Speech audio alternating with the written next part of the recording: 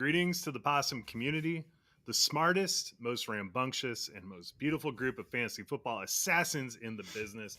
We are Offensive Points, and we are dedicated to giving you the best information to get a leg up on your opponents. Today, we are diving into our favorite breakout players for the 2025 season.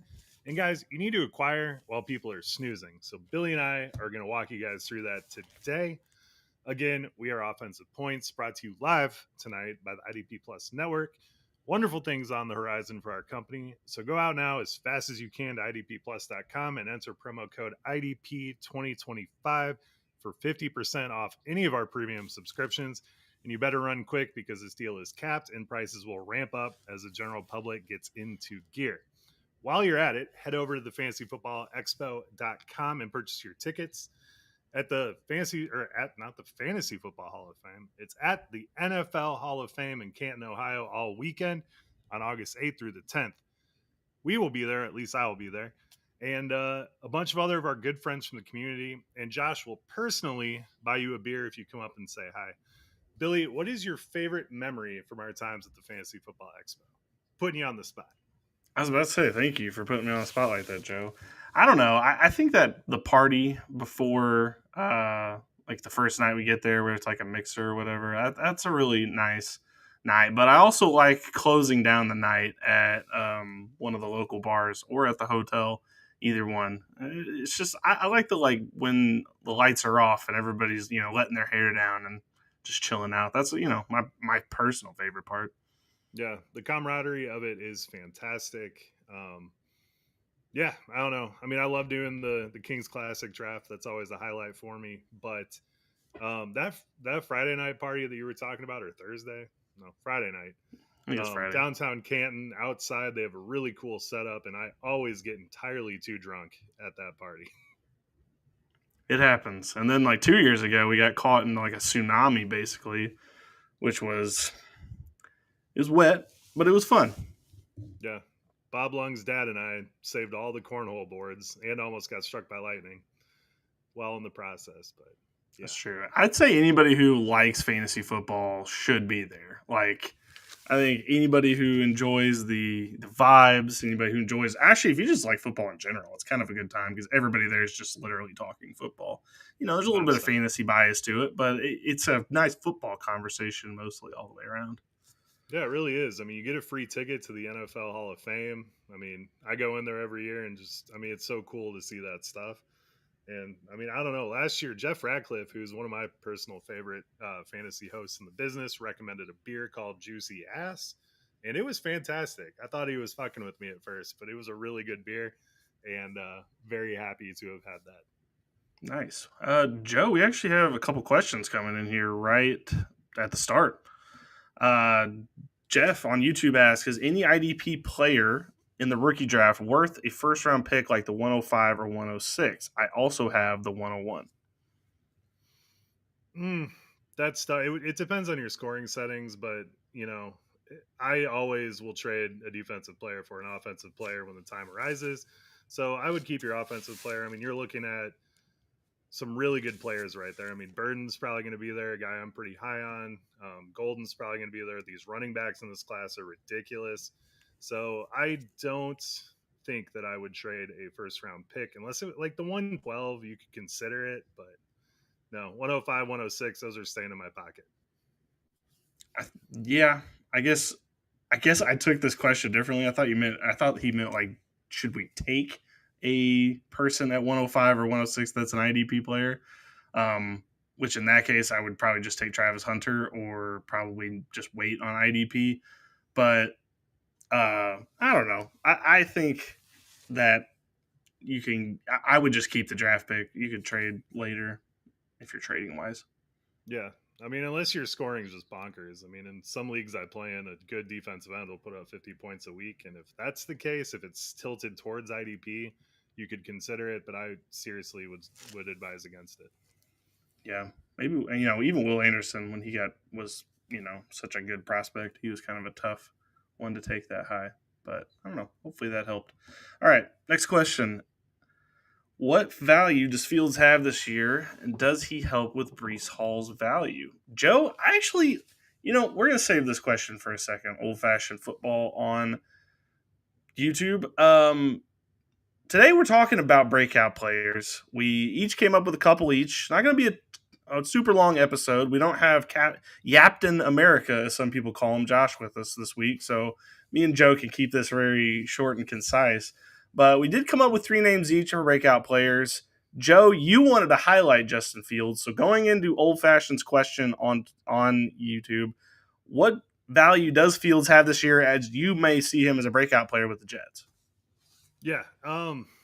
Old fashioned Billy. Honestly, I feel like I say this every year, but anytime Justin Fields is a starting quarterback, I'm moving heaven and earth to get him on my team. The Jets paid this man starting effing money too. He is your starter. So there's no question marks going into this year. There's no Russell Wilson. I mean, I could see them drafting a guy later like a Jalen Milroe that has a similar skill set. But Tanner Engstrand went out and got Justin Fields. They were also looking at Marcus Mariota. They have Tyrod Taylor. They want a mobile quarterback to run this offense. So they got their guy in Justin Fields, and they paid him a lot of money. But listen to these points per game finishes that Justin Fields has had. In 2024, last year, the 6 starts that he had, he was 19.1 points. That was QB8. In 2023, 19.2, also QB8. And in 2022, the glorious DJ Moore Chicago season, 20.5, good for QB6. The only quarterbacks that average more rushing yards per game than Justin Fields are Lamar and Michael Vick. He's an absolute cheat code. He's going way too late right now. And you add in the fact that his college receiver and Garrett Wilson, he's already got the chemistry there. And you have a stud in Breece Hall. Honestly, this could be his best season yet. So I think Breece is in for a bounce back with Fields at quarterback. I mean, he definitely dumps it down to running backs. He's not afraid to do that. So Breece's receptions should stay even. And then Garrett Wilson, honestly, I mean, aside from a little bit of Aaron Rodgers that we saw last year where he was good, which you could argue that he even was that good, Garrett Wilson is going into a great situation too. Engstrand, the offensive coordinator, a little bit of an unknown at this point. But Justin Fields has an ADP on underdog right now of 123 in QB 17. That will change.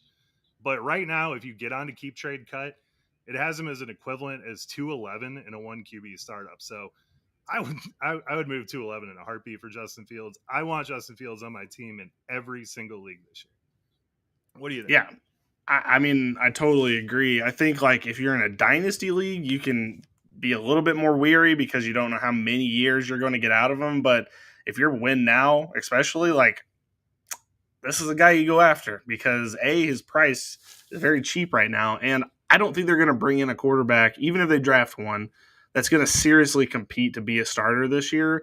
I don't think the Jets are necessarily going to be competing to win. I think they might be competing to be a playoff team, but I don't think they're going for a championship.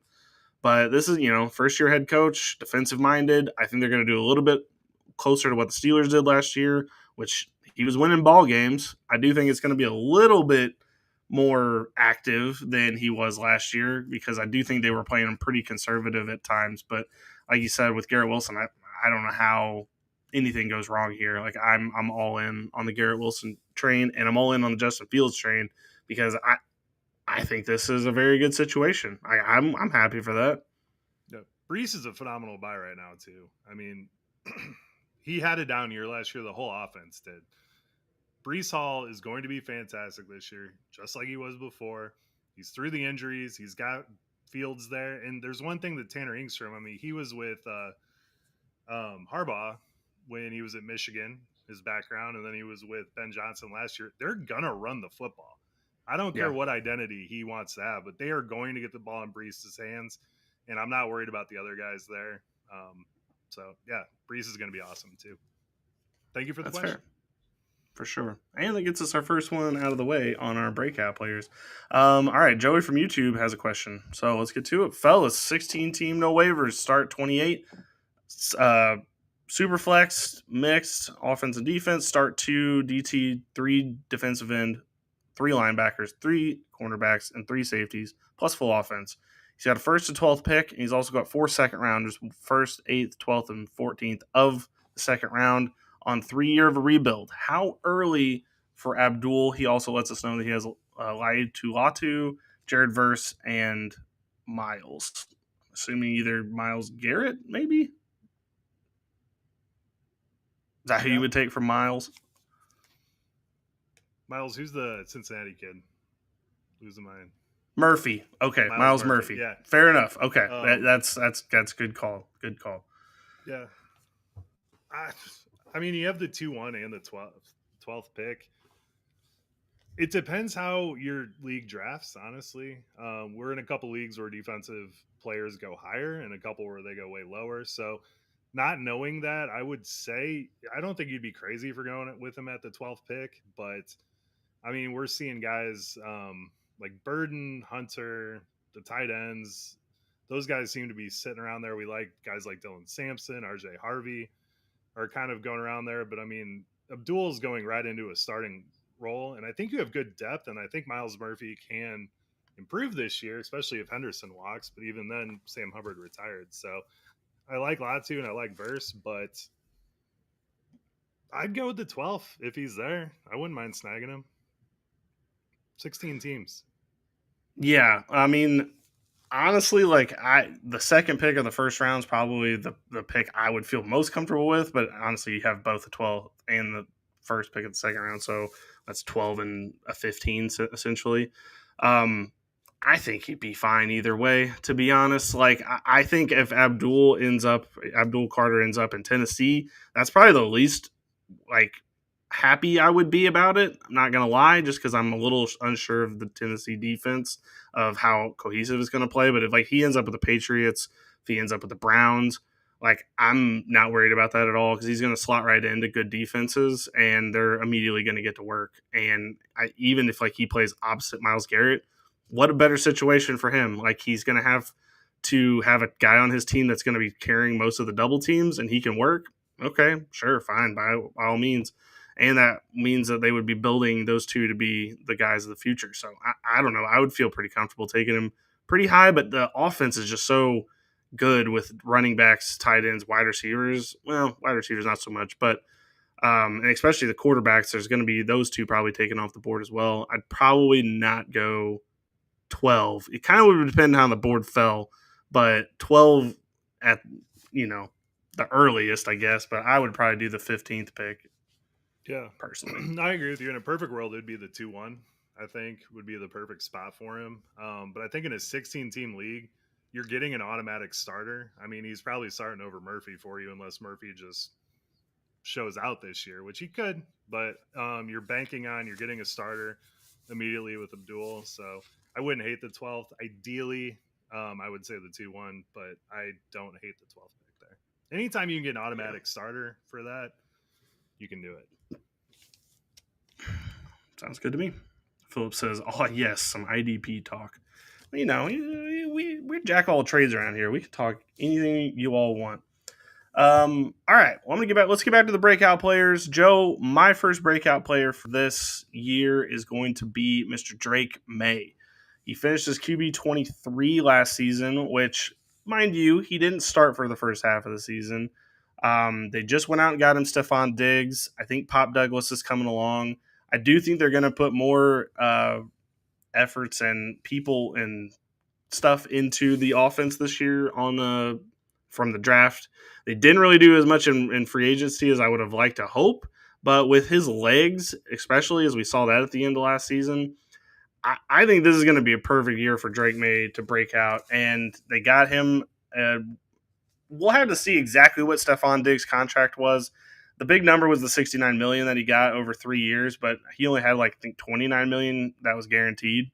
So, I mean, it might not be that bad of a contract as we end up looking at it here. But I think this is a perfect year for him to break out. I don't think he's going to finish his QB 23. I think it's going to be closer to a top 10 QB season for the Patriots. They're going to be in a lot of garbage time, a lot of games where they're going to have to fight back into it. So I think it's a good year for Drake Maye. I love the Drake Maye pick. That Diggs contract was wild. I was not expecting, especially coming off of the ACL, to see that big of a contract come through, but they need to get him help, and they really didn't do it any other way. So let's see what happens in the draft. Drake Maye averaged 16.8, so 17 points a game as the starter, and he did that with no line, no wide receivers, no running game. I mean, Get him some of those things, and yeah, he was an absolute stud. He's fun as hell to watch too.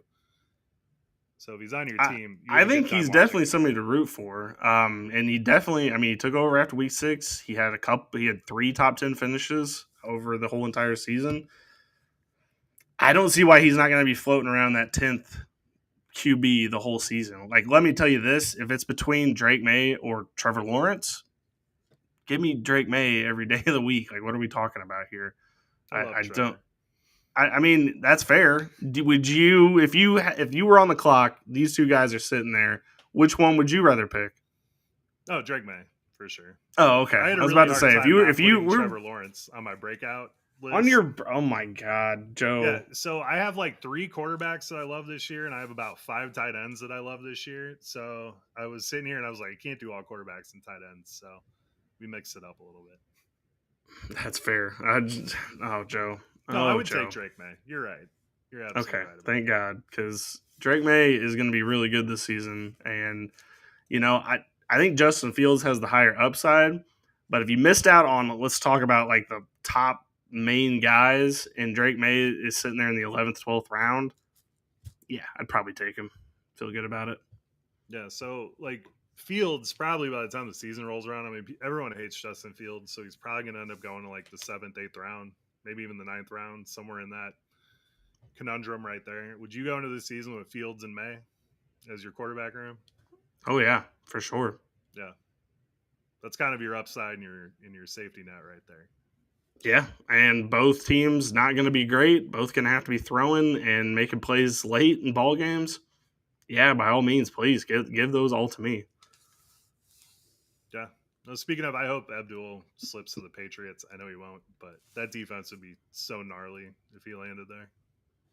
I feel like this is one of the first years in a long time that like I don't hate many of the quarterback spots. Like I feel like it's been a few years where there's a couple teams where I'm like, yeah, they're gonna suck at QB. We're gonna have to completely steer away from that team. But in this year, it's really just whatever Tennessee does, which we assume is going to be Cam Ward. Doesn't mean that won't be exciting. The Giants, I'm not 100% positive what in the hell is going on there with that cluster. But if it's Jameis, we at least know it's going to be fun. I guess Geno. Some people don't really like Geno. Like I don't know. He still put up some decent numbers. Yeah, like I don't know what. Every year. I guess it literally is probably just the mysteries at this point. It's just like the Giants, we don't know what's going on there. Minnesota going to go with JJ, it looks like. But I don't know. At the same time, like JJ McCarthy could end up being great. I don't know. Yeah. I don't know. Do you have any hope for Russell Wilson? I don't. The Giants? You don't? Okay. My only hope is that he's not the starter for a long time into the season. Yeah. Well, they gave Slayton the Saquon money, so he's got a full wide receiver core there. Yeah. I don't know. I think he can rekindle it in New York. I really do. You have more faith than me. All right. Who's your next? New York Lights, right? Yeah, exactly. That's going to be a little bit too bright for him. Who's your next breakout, Joe? All right. Next one. Engram. I know he's old. But the Denver Broncos, targeted the tight end at the second lowest rate last year, 13.1% in a Sean Payton offense. Billy, that's just absolutely wild to me to even think about. But in comes Evan Engram. He signed 2-year, $23 million deal, making him a top 10 paid tight end. And Bo Nix made an entire 30-year career in college on the middle of the field dink and dunk passes. And now they have a weapon that can absolutely terrorize the defense in the middle of the field in Evan Engram. He missed some time last year. He had the hamstring injury and a torn labrum, but he finished as tight end 5 and tight end 2 in the 2 years prior. After the Saints revealed that the Broncos made a run at Juwan Johnson, they signed Evan Engram. So they're about to use the hell out of him in that Joker role. He's going 127 right now, tight end 12 right now at the time of this recording.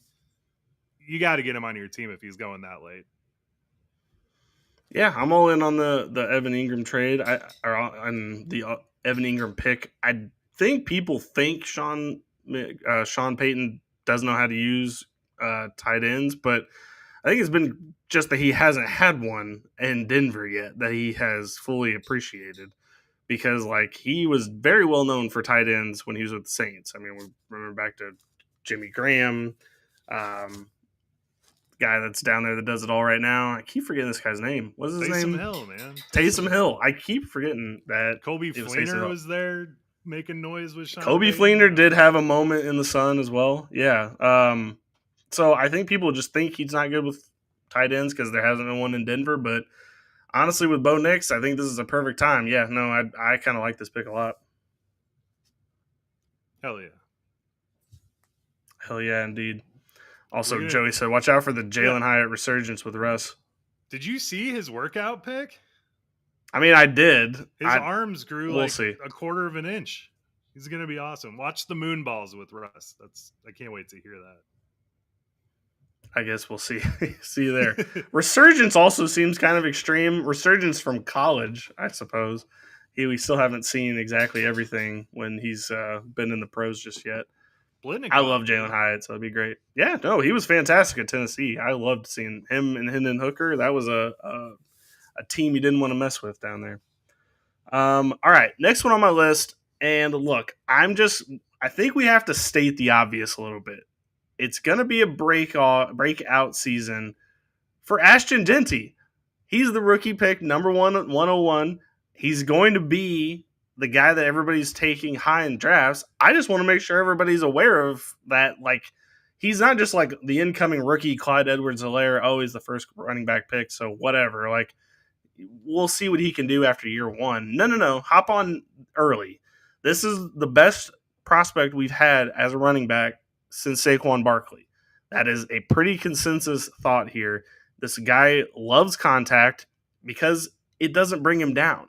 He has a ton of yards after contact in college. He is a guy that's going to get the ball early and often. He has a receiving work. He's got everything that you want in a running back, and whoever drafts him is going to use him as a bell cow guy right out of the gate, day one. He's the most no-brainer pick in a long time for running backs and the 101. I know that, we've had a couple years here where there's been a couple of running backs that have gotten close, but this guy is it. We're thinking about who else there is in this draft. I hope he goes at 106 to the Raiders. I would be happy wherever he goes. That's fine. But whoever takes him is planning to use him as a bell cow. Can't change my mind there. Ashton Jeanty's going to have a breakout season because he's that good. He is that good. 2,000 yards after contact. That's insane. His contact balance is insane. He can catch the football. He's 5'8", Billy. That's my only problem with him, but he's going to be just fine. I'm not worried at all. He is as good as advertised.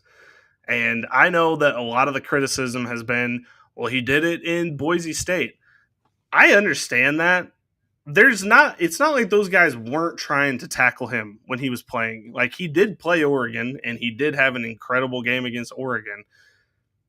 It's not that he, was just playing against lawn chairs out there. There was people trying to tackle him. And there's a reason that there's not running backs every single season of this magnitude coming out of these small schools that only play other small schools. Like, it's weird that this hasn't happened before, right? That we haven't had this exact scenario happen with other, running backs that are supposedly just playing against lawn chairs. Like, that is exactly the thought process. We had it with Julius Chestnut, man. Of the naysayers. Well, yeah, exactly. And we've seen where one and only. We've seen where the chestnut has ended up over an open fire.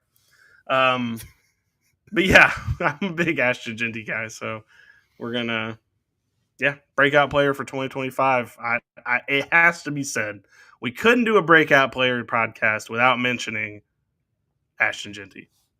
He will be a fantastic Chicago Bear. He's not going to the Raiders. I don't know how many times I got to. I'm not even worried about that, by the way. We've seen how Ben Johnson can use two running backs, both David Montgomery and Jahmyr Gibbs, both solid backs. So I am not worried at all if he ends up with the Bears. It'd be awesome. Falcons and Pittsburgh are the only ones I'm truly concerned with. The Falcons wouldn't do that to us, right? Can you imagine if the Falcons got Bijan and Ashton Jeanty? Well, good just to luck fuck beating with all of them. us. Like, that would be just our luck from them. Like, Falcons, you need defense, right? And they're like, but Ashton Jeanty's right there. We could take him. It could be a boat, Lois. Exactly. Well, 2 boats, I guess. 2 boats, Lois. Yeah, I hope that doesn't happen. I'd quit. I hope not either. I would quit playing fantasy football. Well, and then Arthur Smith, obviously, he's where all dreams go to die, so I don't want him to end up in Pittsburgh either. Other than those 2 spots, though, anywhere else I'm pretty good with. The Cordero Patterson take over. Exactly. Draft Jeanty, give it to Cordero. Yep. He'll never get used. Jalen Warren and Cordell. All right. So for my next one, and Billy, I'm going to preface this. I know this is a dynasty show. But guys, Chris Godwin averaged 21 points per game last year and was the wide receiver 1 for 6 weeks. And then he dislocated his ankle, which is concerning, but he got the surgery. He'll be ready to rock this year. He is the wide receiver 1 in Tampa Bay's offense. This show runs through Chris Godwin. He's being drafted as wide receiver 33. This is perpetually, every year Chris Godwin gets overlooked. And this year, it's blowing my mind even more because he had the start of the season that he had. I mean, if you drafted him last year, you were on your way. You were cooking. He was your 3rd wide receiver drafted, and he was the wide receiver 1 for every single week.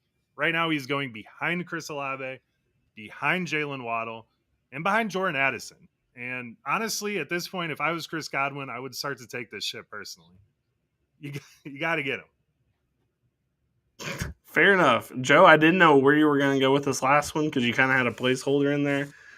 Chris Godwin being a breakout player is probably the stretch of a century, but I get what you're saying. I guess this one we would need it to be a non-break because we need him to stay completely healthy. So this would be just like, let's stay unbreakable, and for an entire season, that would be fantastic. We just need one more, solid farewell season from Chris Godwin, just to remind the haters out there that he's that guy. You got. He can do it for 10 more years. I don't care, but yeah, that's fine. I mean, sure, by all means, with Baker and them boys, I mean, he can definitely do it. So yeah, no, I'm all aboard the Chris Godwin train. I still have him on all of my teams, and there's not anybody who even wants to trade for him in Dynasty right now, which is kind of crazy because I'm like, he's not dead. Like, I'll trade for him. I think people think that he's like on the way out, and it's like, no, he's still good to go. I still think that he's going to have a pretty solid career. He's still a top 15 receiver, and for him to go that late is just obnoxious. That's fair. Okay, for my last one, this is a hear me out situation for my last one because like, I'm going to say the name, and a lot of people are going to immediately roll their eyes and maybe even turn off the podcast. Please don't. Just bear with me for a sec. My breakout player that I have is Rashod Bateman, Joe, for Baltimore. A lot of people, the immediate no's, I would say, are probably that, like, hey, they signed DeAndre Hopkins, right? You know that? They have DeAndre Hopkins. And, hey, they already have a number 1 in Zay Flowers, right? Like, you've seen that.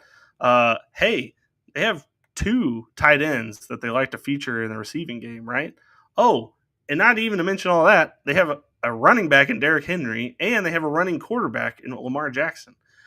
I understand all of that. I am not, like, putting my head in the sand versus, some of the obvious red flags to this. But I liked a lot from what I saw last year, Joe. It seemed like something clicked. Now, I also thought this about Isaiah Likely at the end of the 2024 season, which led me to think he was going to break out last year. He didn't. So I guess I should maybe learn my lesson about this Baltimore offense and that it's a lot more random than it actually is. But he had his best season last year. A 5th-year breakout isn't unheard of. Not usually likely, but it's unheard of. And I don't know. I just think he could be a 1,000-yard guy this year. He's a guy that you could probably take for free at the end of drafts. And I think he's going to be able to put up solid flex numbers for you for the entire season. So I guess I'm not saying that he's going to break out and be like a wide receiver 1 in fantasy football, but I think he's going to break out and be a usable piece, like a Jacoby Myers type of guy where, like, you draft him, it's not a sexy pick, Nobody is going to say, hell yeah, brother, when you put a sticker on your draft board during drafts. I get it. But I think it's a guy that you're going to be able to get value out of because, in a money ball aspect, you just want guys that can put points on the board. And he consistently did that. And I know it was mainly touchdowns, but touchdowns count. And that's what you kind of need from these guys. And it seemed like when Lamar got down there towards the end zone, Rashod Bateman was a guy. Like, it was Mark Andrews, it was Rashod Bateman. And if they're going to be scoring a lot of touchdowns again, and he's going to be doing a lot of the passing, I don't see why this is a bad pick. He had 3 top 12 finishes last season. If we even double that, we're talking about, a really high finish season. He's going to be 26 next year, Joe. I'm not worried about it. Yeah, 26 is the crazy thing. And we loved him coming out of Minnesota. He had some injuries. He had some weird stuff. But once he got healthy last year, he took Nelson Aguilar's role, which honestly, Nelson Aguilar was a very usable piece. What was it, 2 years ago? Yeah. I was rocking with him in my flex pretty much every week because he scored the touchdowns. And that's exactly what you're talking about. So, no, I don't hate this one at all. He's going so late. I mean, where is he at right now? He's going behind Jalen Coker, behind A.D. Mitchell, behind Romeo Doubs. He's the wide receiver 64 in dynasty ranks. What the hell? I mean, if he goes to a different team, he's not going to win you a league, but he is a guy that you're going to have put in your flex spot, and you're going to be like, oh, let me check my league this week. It's like, oh man, Rashod Bateman got me 12 points. Okay, I'll take that, and that's all you're asking for from a Rashod Bateman type guy. It really is. I mean, I don't know. I've liked Rashod Bateman. Like I said, coming out of Minnesota, I loved it. He's got 2 more years. He just re-upped on a deal. But, I mean, this is a good dynasty buy because he could go somewhere else and be really awesome. He'll still be 28 going into his free agent season unless he really breaks out for the Ravens. So, yeah, I don't hate this one at all. That's a really good one. Yeah. So, I'm a Rashod Bateman guy, Joe. Didn't think I'd ever get there, but here we are. I want to get into our honorable mentions. Okay. Since we listed them. Honorable mention. All right. So my honorable mention is whatever rookie running back gets drafted by the Cleveland Browns. Right now, Jerome Ford, Pierre Strong. Nope, they're not it. Stefanski wants to run the football. They have the 33rd, the 67th, the 94th, and the 104th picks in this draft. And there's only about 20 startable running backs coming out. So whoever lands here will be given the absolute throne to this team. They might bring Nick Chubb back. We saw how that worked. He's injured. He's past his prime a little bit. But I think whichever rookie lands here has the most valuable spot. I think it's Denver or Cleveland. So those are the 2 teams I'm watching for running backs this year. But I'm really excited to see what running back lands in Cleveland. I mean, you're completely right. I think they may end up signing back Nick Chubb, when it's all said and done. But I honestly, I think you're completely right. That's a little known fact that they don't really have a running back on this team. They have a conglomerate of random guys that they bring in right before the season starts and just assume Stefanski is going to be able to glue them all together to make a guy. This is the one draft where you can just take a guy, plug him in, and you're fine. There's at least 5 guys like that, maybe more, depending on which draft analyst that's watched somebody's tape from this class can tell you. There could be 7 guys that you could take in this draft, and you would be perfectly fine by the end of it. So, yeah, I think you're right, Joe. Whatever Cleveland running back gets taken in dynasty drafts, he's probably going to be taken in the top 3 to 5 picks, I would say. Again, depending on landing spots and league settings and stuff. But, yeah, I think it's a pretty good no-brainer that he's going to get a lot of work there. Yeah, and they've gotten to scout 2 of them an hour away from him in Columbus for, Quinshawn 1 year, but Travion 3 years now. So. Yeah, I think my hopes and dreams are that they end up with Henderson. If I had to hope, this is a hope and dreams kind of podcast, is that Jeanty goes to the Raiders, Judkins goes to the Bears, Henderson goes to Cleveland, and then Hampton, I'm not 100% sure where I love him to land. I think I want it to be the Chargers, but with them having Najee, I don't know if they're going to go that direction or that high at least. So I mean, I guess maybe Hampton goes to the Cowboys. I don't know. Again, there's a lot of guys in this class, so Ton of them. it could be anything going on there.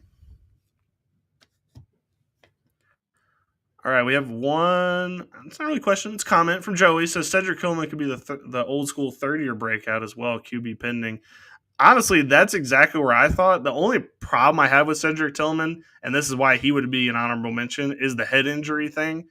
Because he either had really bad head injuries that kept him out for the last 4 weeks of the season, which is a problem. Or wait, it might have been longer than that. I don't know. Do you remember, Joe, how many weeks he was out at the end?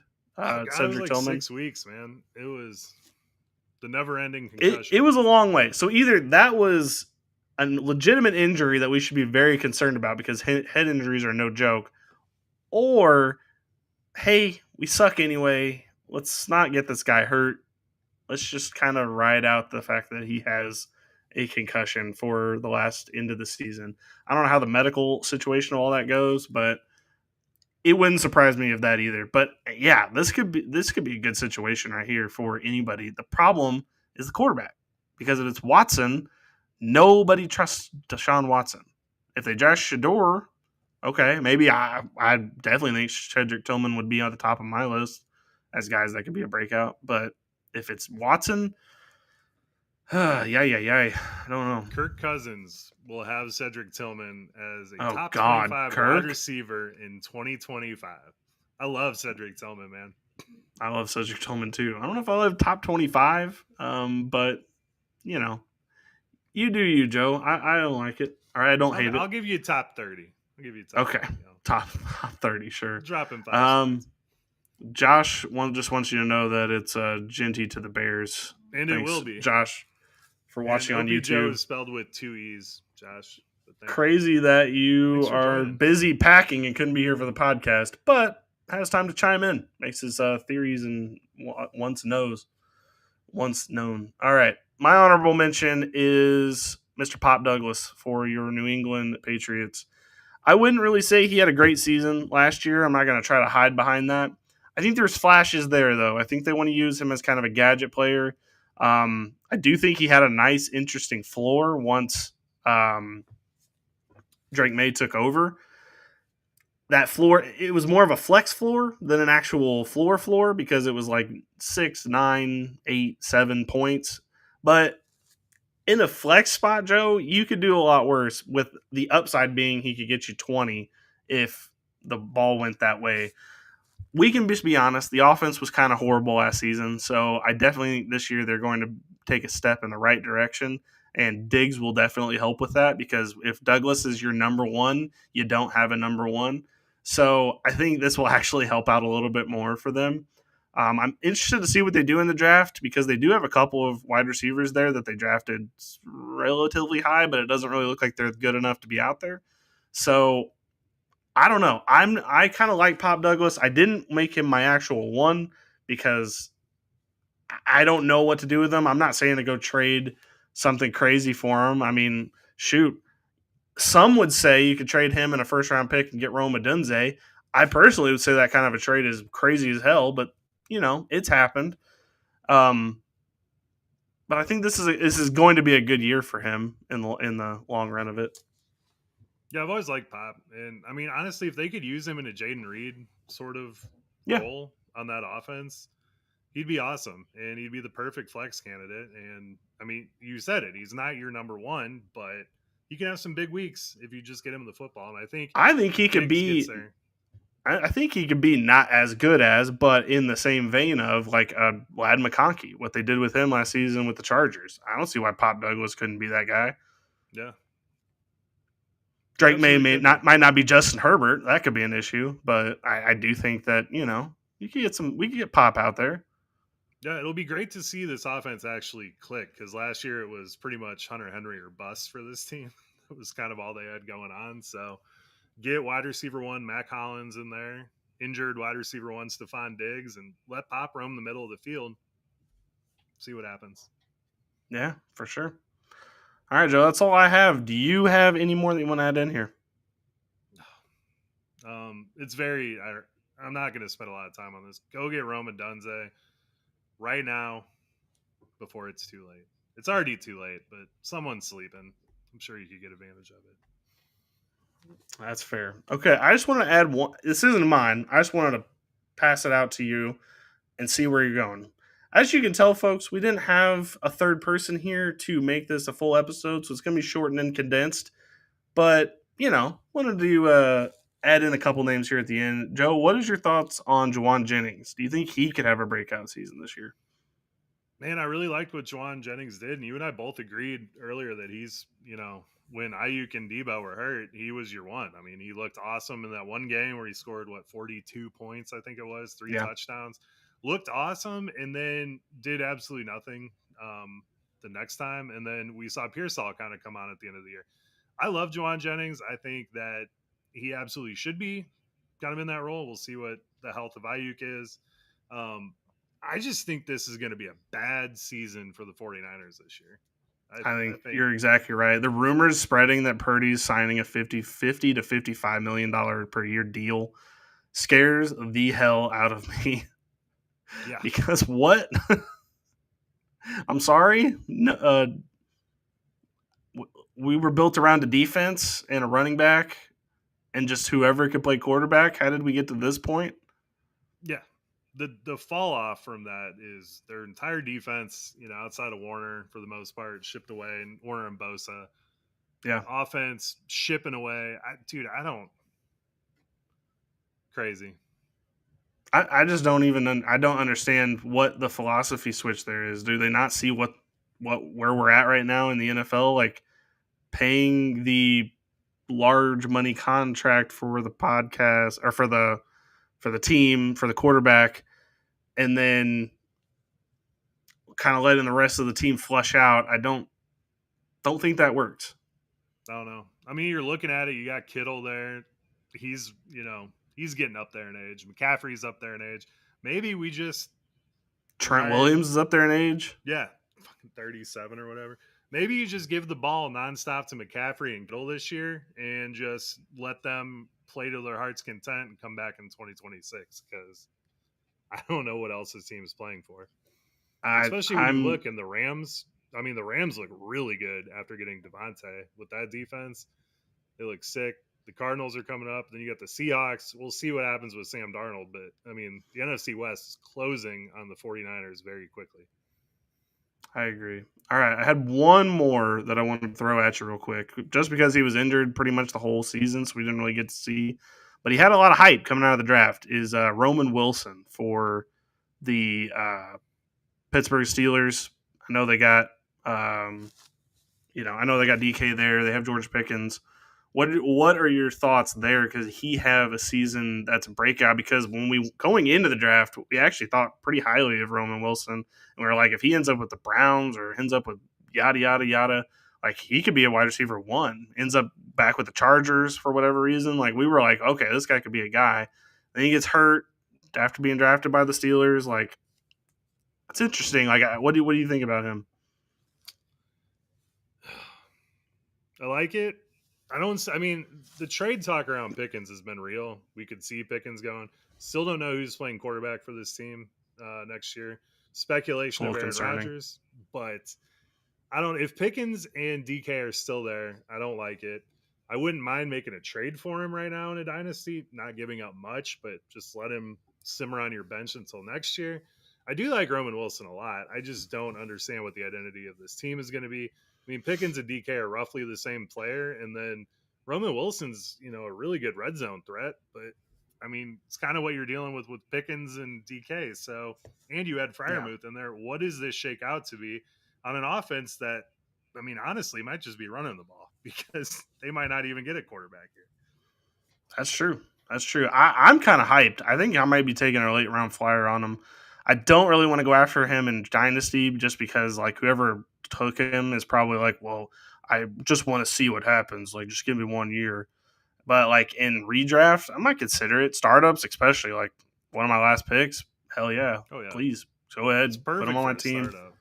Just see where we're going. Put him on a taxi squad. I don't know. It could be something. I can speak for experience that he's still hard to acquire in a non-startup dynasty environment. So I'll I haven't even bet. tried to do it. I haven't even tried, but I bet you're right. I don't even want to know. All right. Joey's got one last question here. Pick one linebacker that could surprise this year out of this group: Amari Burney, Jalen Ford, Owen Papo, Drew Sanders, or Jeremiah Trotter. Do you have a strong feeling, Joe? I would say Drew Sanders just because we know how good he is, and I mean I know that who's the linebacker the Broncos brought over?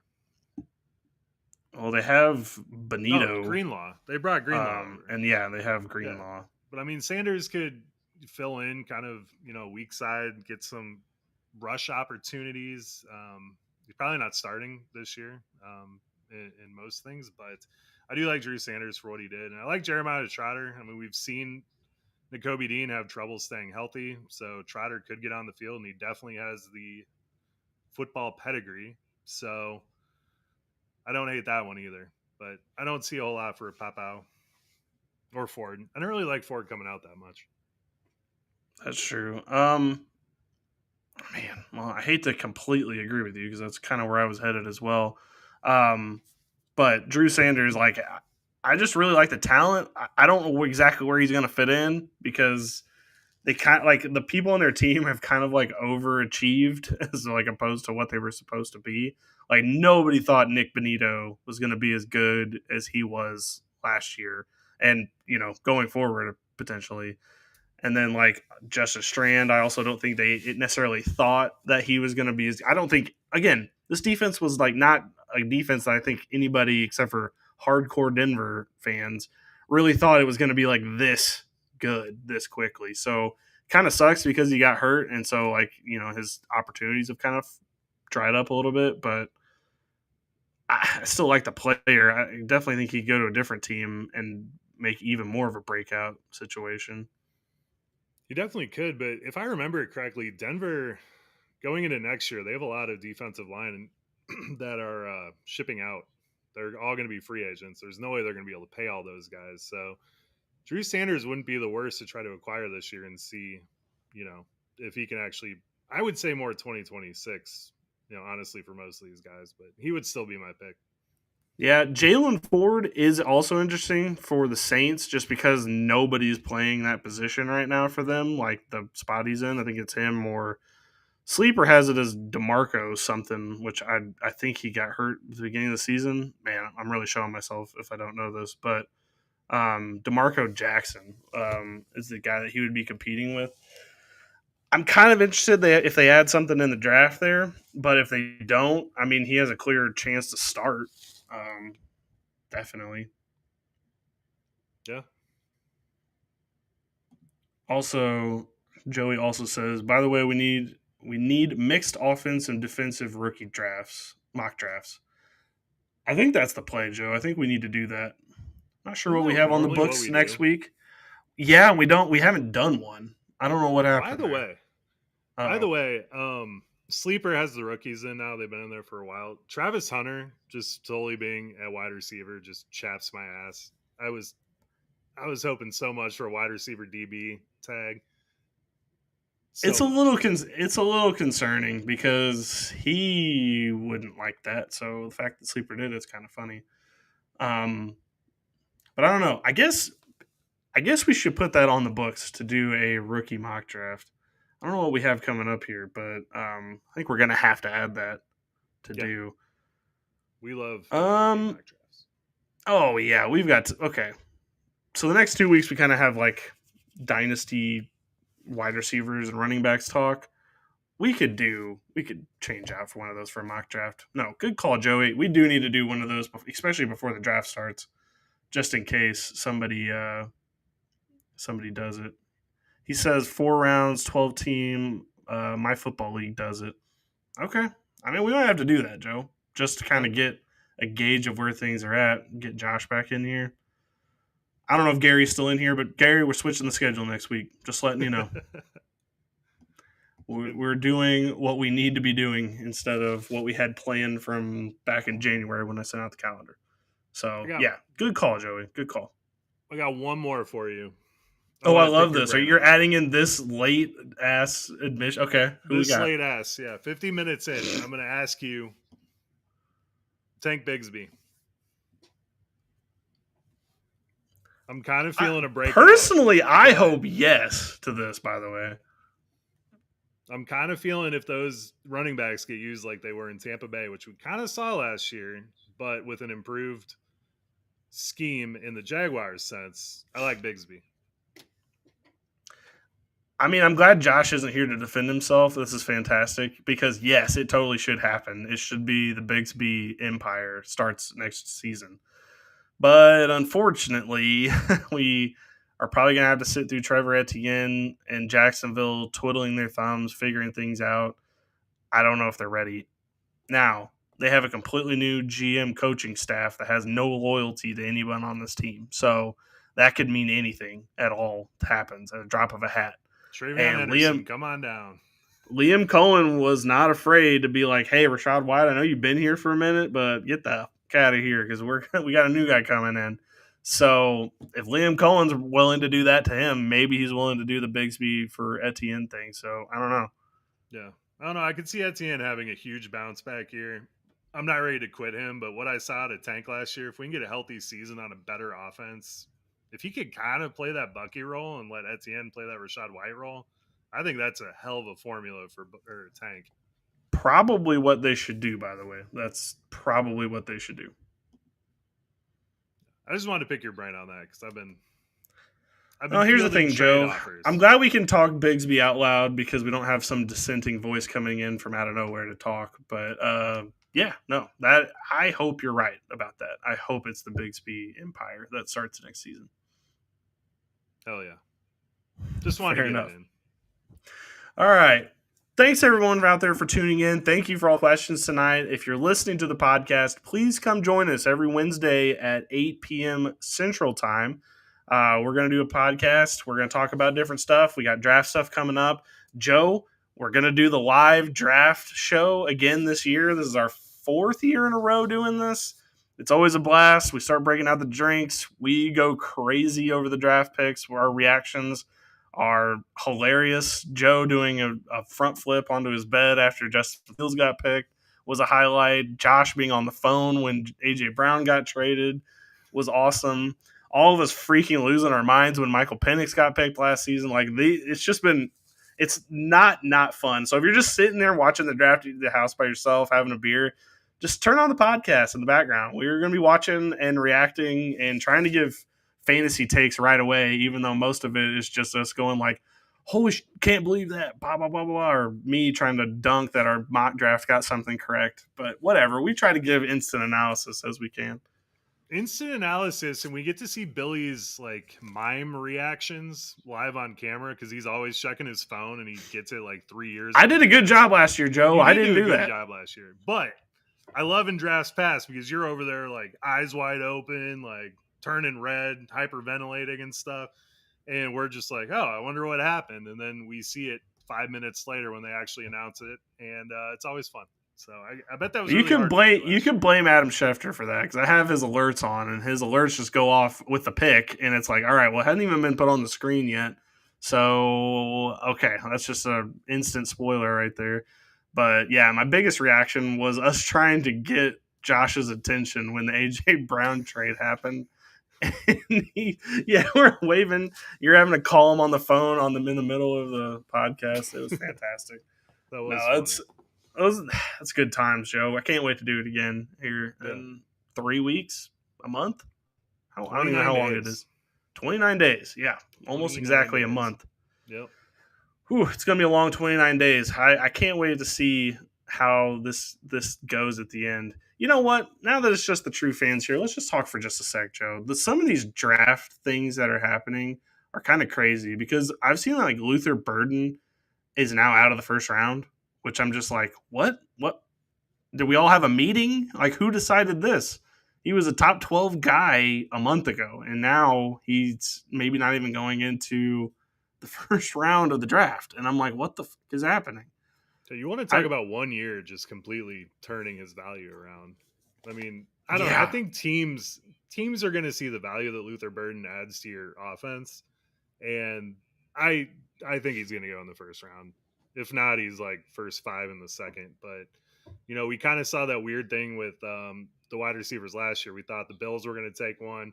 They ended up waiting to the second. KC traded up and took Worthy. So I could see a situation like that. But Luther Burden absolutely should be going and will be going probably in the 20s, I'd imagine. I mean, I hope so. Another one that people are starting to like get some weird questions around is Golden, because now people are like, now that he's had like the awesome combine, he had a great pro day with Texas, and now people are starting to wonder like, well, then why wasn't the production there to match the talent? Like, what are we missing there? And some people are like, this is like a stock bubble where like, you're buying something, you haven't looked at what's in it's like that movie The Big Short, where it's like the housing crisis or whatever. Yeah. It's like, I don't know what's in all these stocks and bonds, but I'm buying them because of the price. And I feel like that's what people think Matthew Golden is right now, because like I have no clue, no frame of reference for how good he's actually going to be. But then again, I hate Texas, and them underutilizing assets has been my entire life. Like that's just how it's always been. Bijan Robinson was like a non-factor really at Texas when he was there, but he was an amazing talent. This could be another thing of that. Xavier Worthy also, like, at Texas, didn't win a damn thing, but he's good with the Chiefs. So I don't know. That could be what this is. I don't know. Just watching that team, Quinn Ewers sucks. I'll go to war with anyone who Quinn Ewers does suck. But I mean, I think Isaiah Bond for the game they were playing he was kind of that burner that got the football, right? And then you had Jaden Blue, who was absolutely awesome, and I still think is being undervalued going into this draft. And then you got Golden there, which I think has way more of an NFL-style game than he did what they were trying to run in Texas. So I love Golden. I mean, I don't see him playing at 4.3. It's great that he could run 4.3, but I don't know. I still like Golden. I think he's going to be an absolute stud. If you can get him on a good team.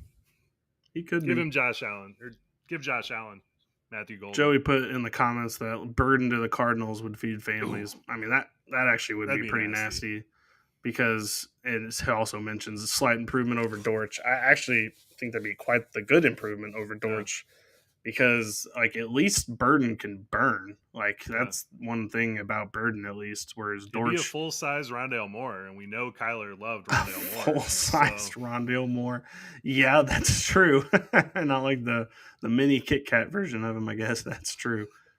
That is kind of what that would be. But no, I would like that a lot. Now, I can't wait. The draft is going to be a lot of fun. All right, Joe. Well, next week, looks like we're doing a rookie mock draft. Didn't think that's where we were going to head next week, but you know what? The people have spoken, and I think that's exactly what we should do. So until next week, Joe, get us out of here.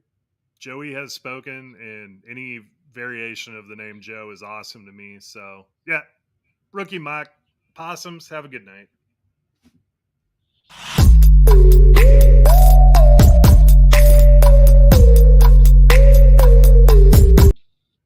Thank you for watching the IDP Plus YouTube network. If you enjoyed this video, give it a thumbs up and don't forget to subscribe to our channel.